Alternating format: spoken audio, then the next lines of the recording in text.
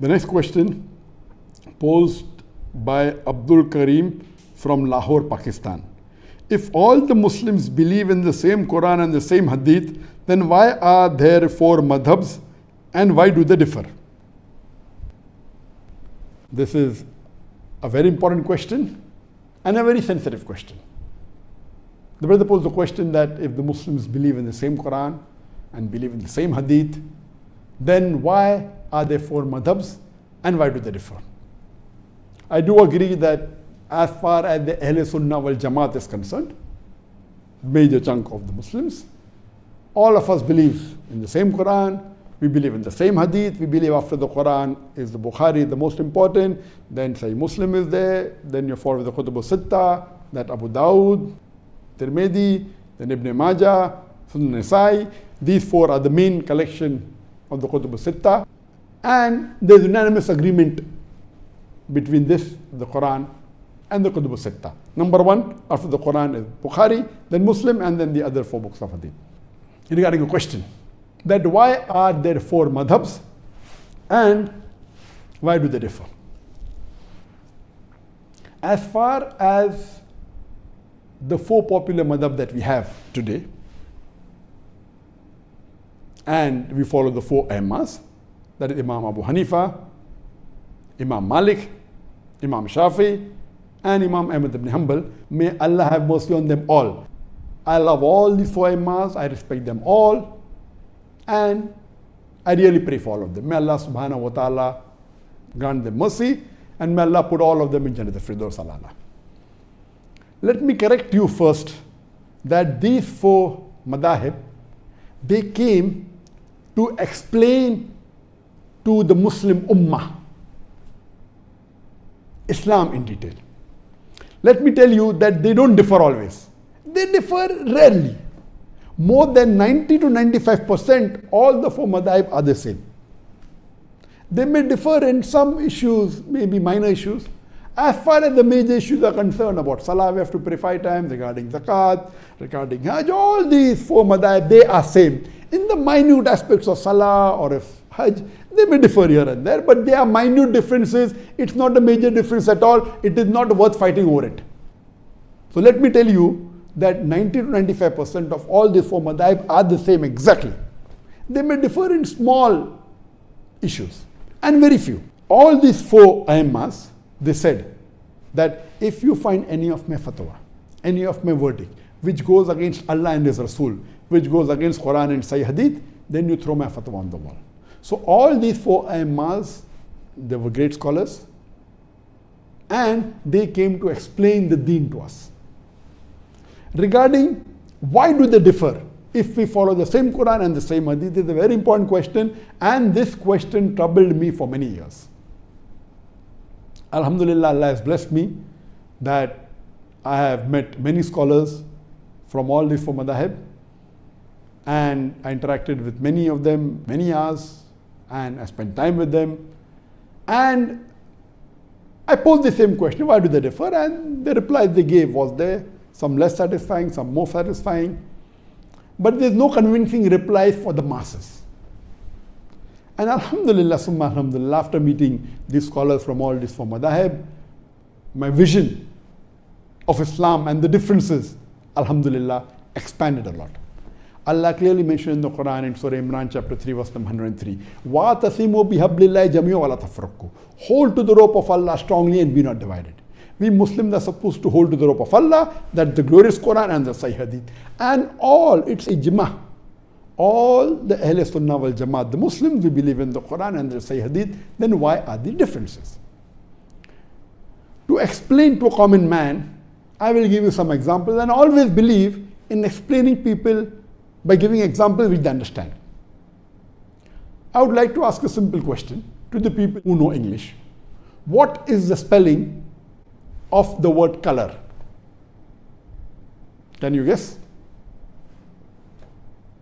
Give the reply. You can give the reply on the WhatsApp, you can give the reply on the Facebook, you can give the reply on the YouTube. What is the spelling of color? I'm not getting any reply. What is the spelling of color?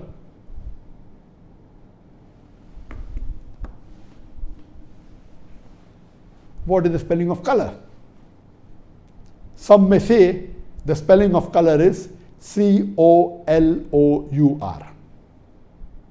Some may say the spelling of color is C-O-L-O-R. Which is correct? A person who is well versed with English will tell you that the first spelling is the spelling of British English. C-O-L-O-U-R is the British spelling for the word color. C-O-L-O-R is the American spelling for the word color. I am asking the question, which is correct? C-O-L-O-U-R or C-O-L-O-R? And again, you'll have difference of opinion. Some will say C-O-L-O-U-R is correct if he's a British. Some will say C-O-L-O-R if he's an American. Some will say both are correct. But even if they differ, you never find them fighting over this issue. They may differ. A Britisher will say C-O-L-O-U-R is correct. I'm an Indian. We were ruled by the Britishers, and quite a large portion of the world was ruled by the Britishers. So all those who were ruled by the Britishers and we were British colonies, we will follow British English and we'll say the spelling of color is C-O-L-O-U-R. The American will say C-O-L-O-R. We agree to both. A Britisher would prefer C-O-L-O-U-R, but if someone says C-O-L-O-R, fine. We agree to differ. Same with the American, he will say C-O-L-O-R, but he agrees. He believes that is better, but he agrees with C-O-L-O-U-R also. Similarly, this is just an example I've given you. How do you pronounce O-F-T-E-N? How do you pronounce O-F-T-E-N? Some will say often, some will say often. Previously it was often, then it became often. Now new people are saying no, often is correct. T is not silent, it should be pronounced. Some say T is silent, and then there's a big debate for that. But we realize that both are correct in their own ways. Similarly, these schools of thought, four that we have, actually there were many tens and hundreds of imams and scholars. These four, Imam Abu Hanifa, Imam Malik, Imam Shafi, Imam Ahmad ibn Hanbal, may Allah have mercy on them all. May Allah grant them Jannat al-Firdaus to all. They were more popular, or maybe their students made them popular. There were many other imams, many other sheikhs, many other scholars. But these four, their teachings became more popular. Maybe the students made it more popular. And that's how we have these four major madhabs. But all these four great scholars and four aimmas, they never came to bring a division in the Muslim Ummah. They explained their point of view. Because if it is very clear cut in the Quran, there is no problem at all. If it's clear cut in the Hadith, the difference comes when there is a difference of opinion. Now, why is there a difference of opinion? I will discuss that. Previously, I used to think, okay, fine, maybe the difference is in the Hadith. Some people say Sahih Hadith, some people Zaif Hadith. That is the difference. That is not the real answer. That may be in some cases. After meeting so many fuqahas and scholars of the different madhahib, I've come with this example of the spelling or the example of pronunciation. So similarly, these madhahib differ. What is the major reason? According to my study, there is usul fiqh, that in areas where it is not very clear cut, Quran says alcohol is haram, there is no fiqh in it. Allah says haram, it's haram. So no one will differ allowed or not allowed. So that's common. Where there is difference in understanding the Quran or the Hadith, etc., then the fiqh starts. So as far as usul fiqh is concerned, there are different criteria for giving your ruling on fiqh. Some may have 5 criteria, some may have 6, some may have 7, some may have 9, some may have even 10. I will not discuss in detail, time does not permit and difficult for common man to understand. I'll just give you a few examples for better understanding. Number one difference is difference in the criteria. As far as the first 2 criteria are concerned, it is the same. Number one criteria in all madhahib, all schools of thought, it is Quran. Number one, there is no difference in it. Number 2 is the mutawatir hadith. All the schools of thought believe that number 2 criteria for fiqh is the mutawatir hadith. What is the mutawatir hadith? There are various different classifications of hadith, One of the classifications is depending upon the narrators, the chain of narrators. Mutawatir hadith means a hadith in which there are various chains of narrators in every generation. That means that hadith has been narrated by many sahabas who heard the Prophet say that. Then the next generation, Tabain, there were many Tabains who repeated that hadith. Then the Tabain, many Tabain repeated the hadith. So in every generation there are many narrators. So in one of the classification of hadith, it is based on narrators. It is maybe a Gharib hadith, a single chain of hadith. Then this Ahad hadith, one narrator is there at any one stage, only one narrator. For example, the very famous hadith, the first hadith of Sahih Bukhari, Umar radiallahu anh, he said, that the Prophet said, Innamal amal binniyah. Your actions are based on your intention. All you find this hadith in Bukhari, in Muslim, in various books of hadith, but there's only one Sahaba who narrated it. So if any of the stages, where the stage of Sahaba or the Tabain or Tabain, any of the stages of narration, if any of the stages have only one narrator comment in all the hadith, it becomes Ahad hadith. So there are various chain of narrators, but all the narrators end to Umar radiallahu anh, and then Umar radiallahu anh narrated what the Prophet said. So it becomes the Ahad hadith. It may be a mashhur hadith, there may be 2 or 3 narrators, and it keeps on various categories. The highest category is mutawatir. That means several narrators at every stage. That means every stage have many narrators. Number is not fixed, there has to be more than 4 or 5. Every stage. Some are 20, some are 30 at every stage. So number 1 is the Quran. Number 2 is the mutawatir hadith. All the schools of thought agree that the number 2 highest category of evidence after the Quran is the mutawatir hadith.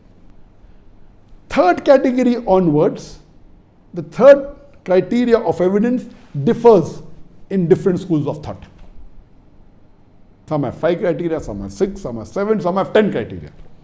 In some schools of thought, the third criteria, highest criteria of evidence is even Ahad hadith. As long as it's a Sahih hadith, even Ahad, no problem. It can be a mashhur hadith, it is the third highest. In some school of thought, no. The third after the mutawatir hadith is the urf, is the custom. That if the people of Medina did this act, it is a custom, it is the third highest, higher than even a Sahih hadith, which is the Ahad hadith. Some will say no, it is qiyas, analogy. So different schools of thought have different criteria in order. First 2 is the same, the third may be a Sahih Ahad hadith, some may say no, urf, the custom, some may say qiyas, analogy. Other group, the fourth becomes Ahad hadith, the fourth becomes custom in some schools of thought. So from the third onward, it differs. So based on this difference, some may prefer custom as a higher. So if it is not there in the Quran, if it is not there mutawatir hadith, it is an Ahad hadith. So this school of thought is Ahad hadith. The other says it is in Ahad hadith, but it is not there in the urf.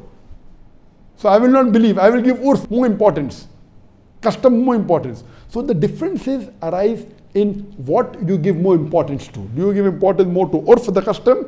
Do you give more importance to qiyas, analogy? Or do you give more importance to hadith? From third level, it keeps on differing in different schools of thought. So because of that, what you give more importance to differs. That's how the ruling differs. But all these rulings are minor. What we have to understand, that we have to respect the ruling of all the 4 schools of thought. Because all the 4 schools of thought are based on Quran, they are based on hadith, but the level of importance may differ.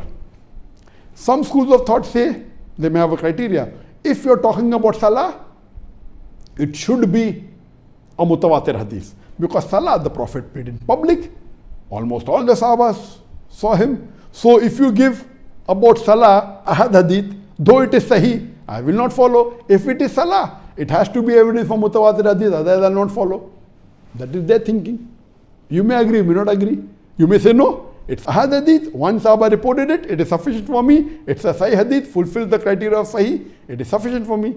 Other school of thought say no, if it's other matter, I will believe in ahad hadith. But salah, such an important thing, Prophet prayed every day, 5 times a day, it should be a mutawatir hadith. Difference of opinion. So how do you differ? So the third and the fourth and the fifth level of criteria after the first two differ. This is the reason why the major difference is there in the four schools of thought. It may be difficult for people to understand. Number two, the difference may also be that you may differ that whether it's a Sahih Hadith or not. Some may say it's a Hasan Hadith. Hasan Hadith is the lowest level of Sahih Hadith. Some will say no, it is a Daif Hadith. So Daif Hadith is not a Hujjah, is not an evidence for saying something is fard or something is haram. It may have other values. So the Muhaddithin may differ, and when they differ in minute. Some may say Hasan, some may say Zaif. Hasan is the lowest category of Sahih. Classifying Hadith on the basis of whether it is Sahih, Zaif or Mawzu is another classification. Sahih Hadith itself, there are 10 types of Sahih Hadith. Then comes Zaif, then comes Mawdu. Time will not permit to go into details. So the second type of difference of opinion in fiqh, besides the criteria, is whether the Hadith is Sahih or Zaif. Few. Third, may be difference in understanding the Hadith. For example, the Hadith of the Prophet ﷺ, that after ruku, the Prophet stood and he kept his hands where they were. So some schools of thought, I'm not mentioning the names purposely, some schools of thought say the Prophet kept his hand on his chest. Before he went to ruku, the hand was on the chest. So after ruku, when they get up, they keep the hand on the chest. The other Aimma say no. Before starting the salah, where were the hands? The hands were at the side. So when they get up from ruku, they keep the hands on the sides. So here you understand that the difference is because understanding the hadith. All of them agree that the hadith is sahih, but one fuqaha agrees this hadith refers to where were the hands before going to ruku. The other fuqahas agree that it was before starting salah. So difference in interpreting the hadith. So one is because of criteria, which is the major difference. Number two is that difference in whether it's a sahih or zaif. Number three, in understanding the hadith. Similarly, there can be a difference in understanding the Quranic verse also. For example, the verse of the Quran says that when a woman touches, your wudu breaks. So one fuqaha agrees that physical touch breaks the wudu. The Arabic word is masa, coming from the word lamasa. Lamasa has got two meanings in Arabic. One means a sexual touch, one means a physical touch. So one fuqaha takes it as a physical touch and says physical touch breaks the wudu. The other fuqaha says no, it means sexual touch, so physical touch does not break a wudu. So the differences are there in understanding the meaning of the verse of the Quran. So because of these differences, whether it be difference in criteria, whether it be difference in whether it's Sahih or Zaif hadith, whether it's a difference in understanding the hadith, whether the difference in understanding the verse of the Quran, because of this, the differences are there, and these differences are minor. We should not fight over it. What we find today, that because of these issues, there are some people who just study for a few months or few years, and they start saying that, okay, my fiqh is the best and is the only right one, which is wrong. All these were great fuqahas. We love them all, we respect them all. Even they among themselves, when they differed, they respected. They agreed with the other view. What they said, my view I think is afzal. It is better. That doesn't mean you are wrong. But today, most of them, you are wrong, I'm right. What I say, even I am right. To say I am only right is a big problem. Or you can say, I think this is afzal, this is better. That you can say. But today what we have, no, I am only right, you are wrong. Because of that, there is tension and there is fighting. We Muslims should be united. These are petty issues. The differences are going to be there. There were differences in the Sahabas. We should not fight over it, and we should agree that we agree to disagree. We should not fight over it. And all these issues are not on the major issues, they are minor issues. So I request the Muslim Ummah that we should be united, and we should respect these Aimmas, and we should respect the scholars, and see to it that we follow the Quran and Sahih Hadith as close as possible. Hope that answers the question.